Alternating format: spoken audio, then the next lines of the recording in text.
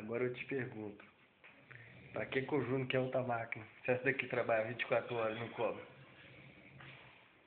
Me responde. Bora vender a máquina da CBR, porque aquela ali, ó, tá trabalhando. Não gasta diesel não. Não afoga. Não dá problema no motor. Isso sim que é a Caterpillar. Direto fazendo terraplanagem. Ela tá fazendo terraplanagem agora.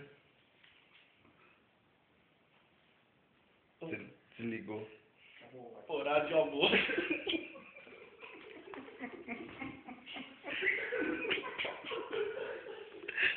Eu vou parar.